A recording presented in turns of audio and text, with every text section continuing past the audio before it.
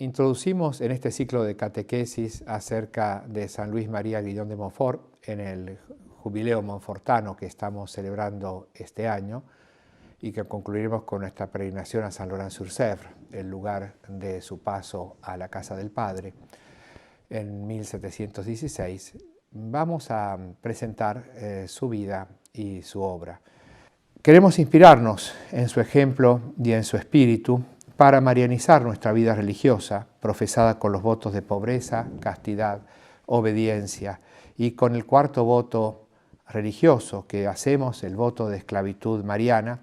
Queremos así inoltrarnos en esta vía de santidad, imitando la devoción a María del Padre, la que consideramos el Padre de nuestra familia religiosa, San Juan Pablo II, el que escribió el día de la ordenación en su escudo episcopal, aquello que repitió el día siguiente de su elección pontificia, ese lema grabado no solo en su escudo sino en su corazón: totus tuus, todo tuyo, palabras tomadas del Tratado de la Verdadera Devoción y que se refieren a esa pertenencia total a María Santísima como hijos y esclavos de ella. Remitimos para una mayor información, conocimiento, profundización en la vida, el espíritu y la obra de San Luis María Guillón de Montfort a esta nuestra obra que publicamos ya hace algunos años, Todo tuyo, esclavo de María, San Luis María Grignon de Montfort, su vida, su obra y su espíritu. San Luis María nació en Francia el 31 de enero de 1673, en Montfort, al oeste de Rennes, en la Bretaña francesa. Fue el segundo de los 18 hijos de Juan Bautista Grignon y Juana Robert, de los cuales el primogénito murió en la infancia, 3 fueron sacerdotes y 3 religiosas. Fue bautizado en la capilla de San Juan, un día después de su nacimiento. Luis María transcurrió su primera infancia en Iffendic, a algunos kilómetros de Montfort. Según las personas que lo conocieron, desde pequeño manifestaba una madurez espiritual poco común a su edad. A la edad de 12 años entró en el colegio de los jesuitas de Santo Tomás Becket, en Rennes, hospedándose en casa de su tío sacerdote, Alain Robert. Se destacó como buen estudiante y gran devoto de la Virgen Santísima. En el colegio, Luis aprendió del padre Julián Bellier, misionero itinerante, un gran amor por la predicación de misiones y los humildes servicios de la caridad. Además, encontró 2 amistades: Juan Bautista Blaine, que trabó relación con él en el ámbito de la congregación mariana, y Claudio Polat de Plas, con quien fundó una minúscula sociedad secreta, con reglas para la oración, silencio y mortificación. A los 19 años se dirigió a pie hacia París para ingresar al Seminario Menor de San Sulpicio, recorriendo durante 8 días casi 400 kilómetros. Su papá le había dado 100 escudos de oro, que San Luis entregó a un mendigo que encontró en el camino. En el Seminario Menor de San Sulpicio, con algunos de sus compañeros también pobres, se dedicó a velar a los muertos en la parroquia para poder pagar sus estudios.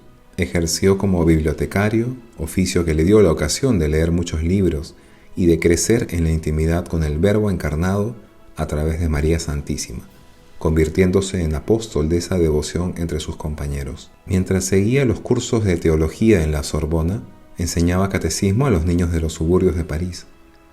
Durante el seminario sufrió grandes pruebas, entre ellas muchas incomprensiones. A fines de 1699, Luis fue elegido con un compañero para hacer una peregrinación a Notre Dame de Chartres, para rendir un homenaje a Nuestra Señora en nombre de todo el seminario.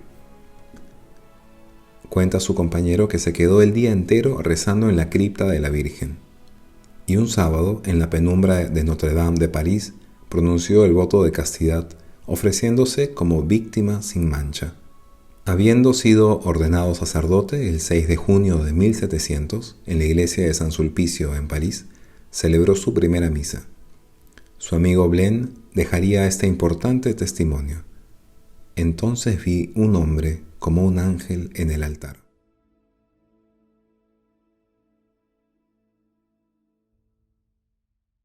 Le ofrecieron quedarse en el seminario como formador, pero él se ofreció para ir a Canadá o a las Indias. A fines de 1700 llegó a Nantes, para formar parte de la comunidad misionera llamada San Clemente, del sacerdote Renato Lebec. Aquí nació por primera vez el proyecto de una fundación. Escribiría él: no puedo impedirme, vistas las necesidades de la Iglesia, de pedir continuamente, gimiendo, una pequeña y pobre compañía de buenos sacerdotes que ejerciten esa tarea bajo el estandarte y la protección de María. Desde 1701 a 1706 ejerció la función de capellán del Hospital General de Poitiers. Todos lo llamaban el buen padre de Montfort.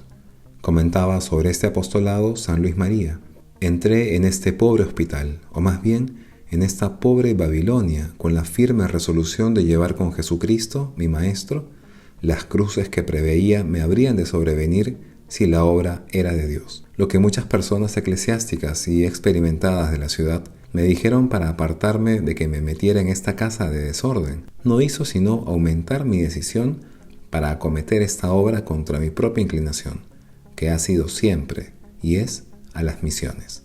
En octubre de 1702, en una pequeña estancia del hospital, a la que llamó Sabiduría, nació el germen de la Congregación de las Hijas de la Sabiduría, bajo una regla precisa de oración, meditación, lectura, trabajo, comida, recreación y servicios a los enfermos del hospital. En febrero de 1703 recibieron el hábito la beata María Luisa Tichet y Catherine Brunet. Sin embargo, poco tiempo después, la orden fue disuelta y el padre de Montfort, debido a algunas contrariedades, debió abandonar el hospital y el obispo le prohibió la celebración de la misa en su diócesis. Por algunos meses prestó servicio en el hospital de la Salpêtrière en París, acudiendo a más de 5.000 enfermos, pero de allí también fue despedido. Siendo rechazado incluso en su antigua casa de San Sulpicio, encontró refugio en un cuartucho debajo de una escalera en la calle Pot de Fer. En este lugar nació su primera obra espiritual, el amor de la sabiduría eterna.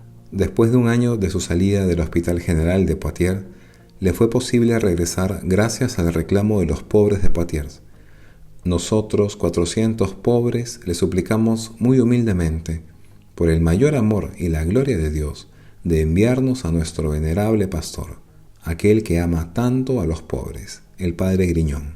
En 1706, dejando nuevamente el Hospital General, se dedicó a las misiones en los distintos suburbios de Poitiers. Habiendo sido por segunda vez expulsado de la diócesis por los desacuerdos con su radicalidad y celo apostólico, se dirigió a pie en peregrinación hacia Roma para encontrarse con el sumo pontífice, a fin de pedirle ser enviado como misionero a tierras lejanas. En el camino pasó algunos días en Loreto, preparándose para el encuentro con Clemente XI. El Papa, reconociendo su auténtica vocación misionera, lo envía nuevamente a su país natal con el título de misionero apostólico, señalándole que allí había un vasto campo de apostolado. De regreso a Francia, Luis María realizó ejercicios espirituales en el monte San Miguel, en vistas a la misión que se le ofrecía en la Bretaña.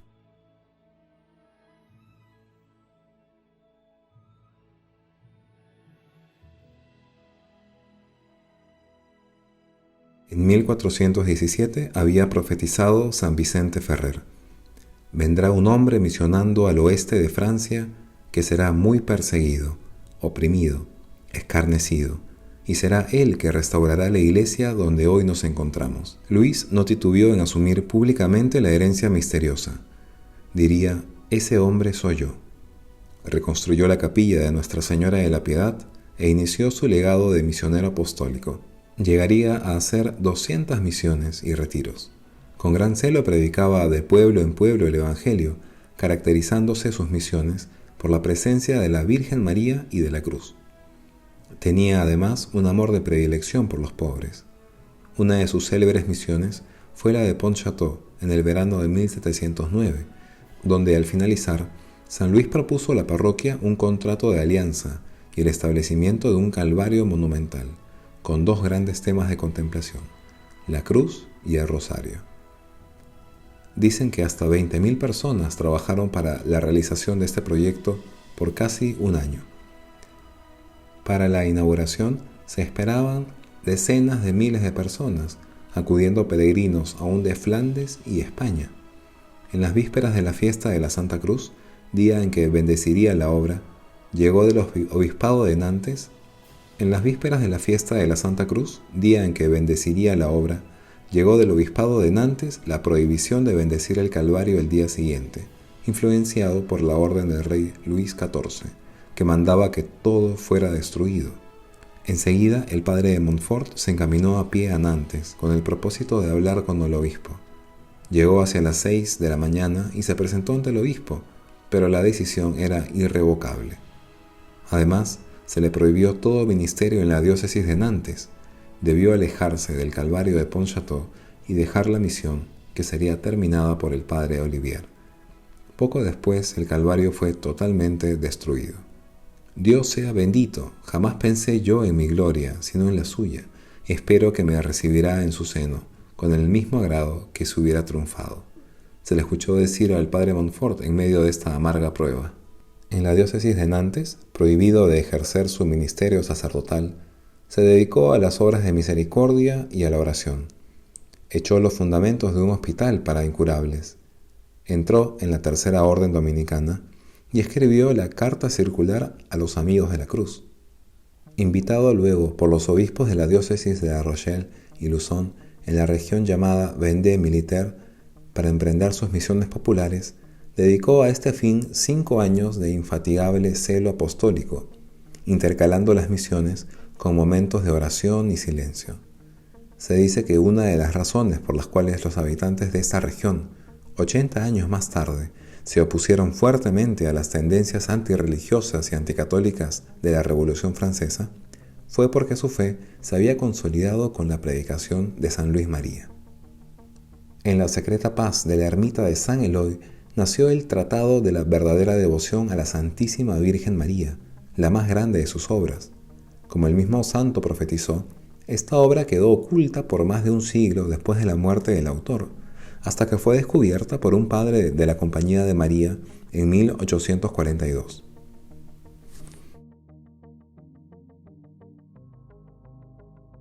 También escribió El secreto de María, las reglas de los sacerdotes misioneros de la Compañía de María, las reglas de las hijas de la sabiduría y numerosos cánticos que empleaba en las misiones.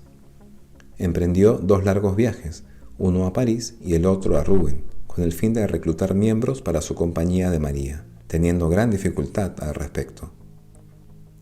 Finalmente, en el transcurso de su último año en la tierra, 2 sacerdotes, los padres René Mulot y Adrien Vatel, se le unieron junto con algunos hermanos que le ayudaban en su labor misionera.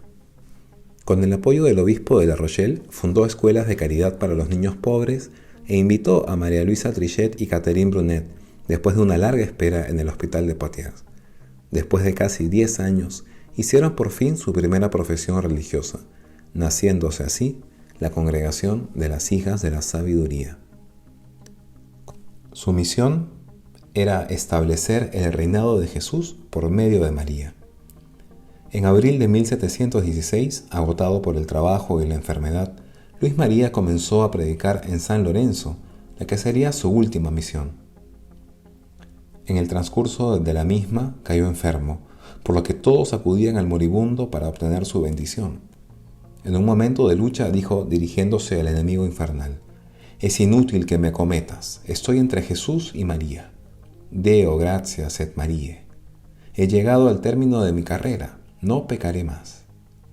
Fueron estas sus últimas palabras antes de morir el 28 de abril de 1716, con 43 años de edad. Los miembros de la Compañía de María, los padres Mulot y Vatel y algunos hermanos se retiraron a Saint-Pompin. Solo 2 años después emprenderían la obra tan querida al corazón de Luis María, la predicación de las misiones. Fue beatificado en 1888 y en 1947 canonizado por el Papa Pío XII.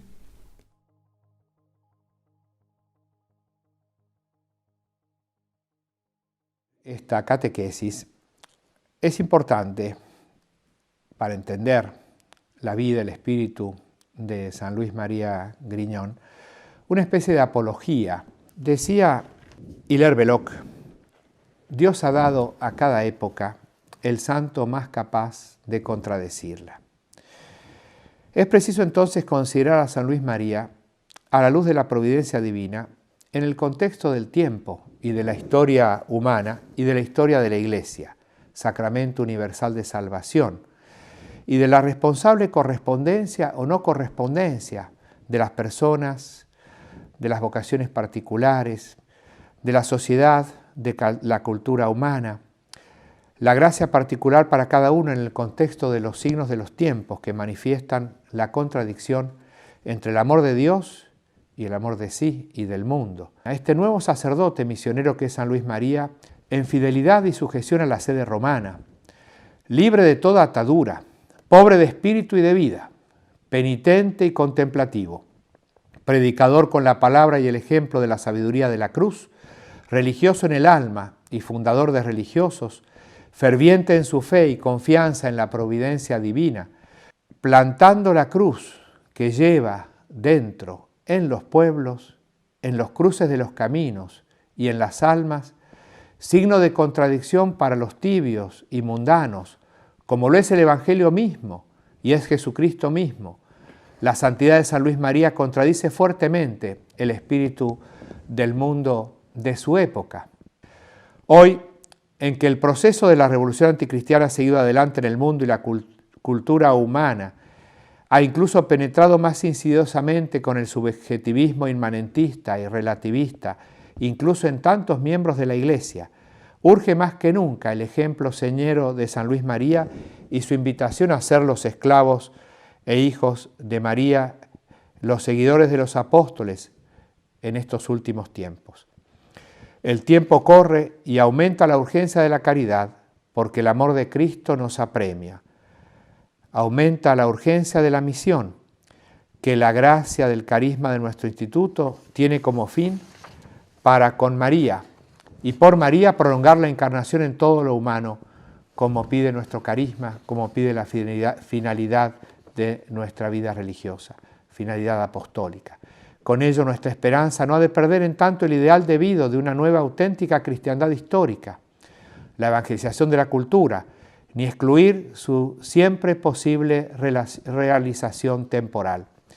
Aún en el actual predominio mundano de la revolución anticristiana, de la dictadura del relativismo, de la cultura de la muerte, en persecución y en martirio ha de estar cierta nuestra esperanza de que en la Iglesia, que peregrina en el tiempo entre las persecuciones de los hombres y los consuelos de Dios, el cristiano descendencia de María es vencedor, como fue vencedor en su vida y en sus obras, en su abandono a la divina providencia y los designios de Dios, San Luis María Griñón de Montfort.